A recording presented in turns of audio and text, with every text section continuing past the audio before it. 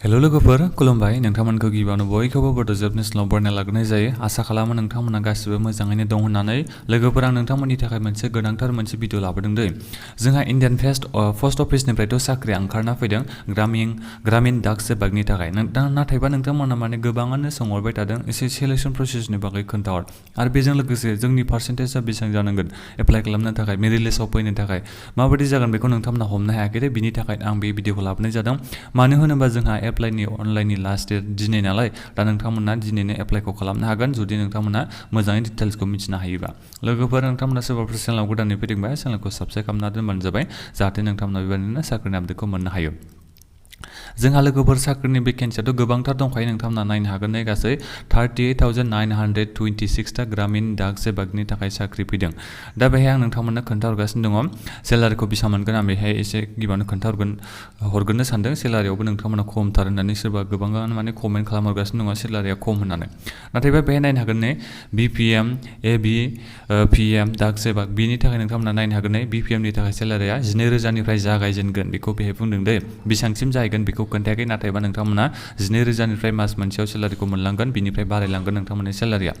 ABPM नोंथांमोना बिनि थाखाय सेलारिखौ 10,000 निफ्राय मोननो हागोन होननानै बेहाय बुंदों आरो बे सेलारिया माने बिसिमावल' थाबथाय आरो फिक्स नङा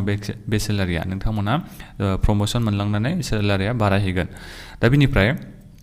एलिजिबिलिटि क्राइटेरिया बेखौथ' नोंथांमोननो खोन्थाहरखाबायानो जे 18 बोसोर जानांगोन 18 बोसोरनिफ्राय 40 बोसोरनि एप्लाइ खालामनो हायो जायफोर SC ST नोंथांमोन 18 बोसोरनिफ्राय 45 बोसोरनि सिंनिया एप्लाइ खालामनो हागोन नोङो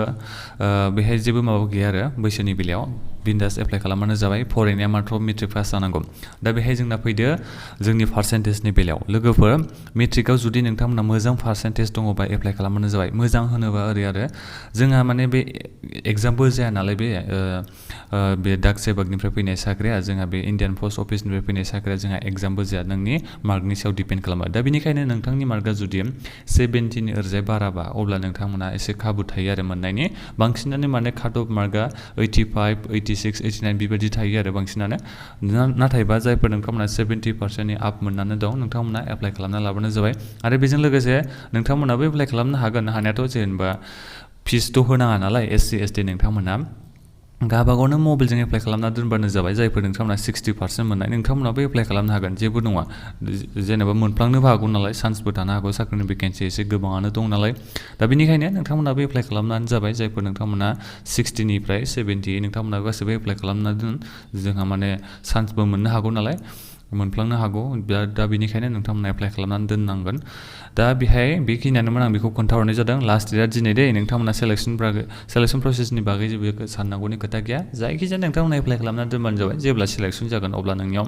SMS फैगोन एपइन्टमेन्ट लेटारखौ मोननो हागोन बिनिखायनो एप्लाइखौ नोंथांमोना जायखिजाया खालामनानै दोनथारबानो जाबाय मोनगोन मोना बिनि थिग गैया आरो जायखिजाया नोंथांमोना एप्लाइ खालामनानैथ' दोननो हायो नालाय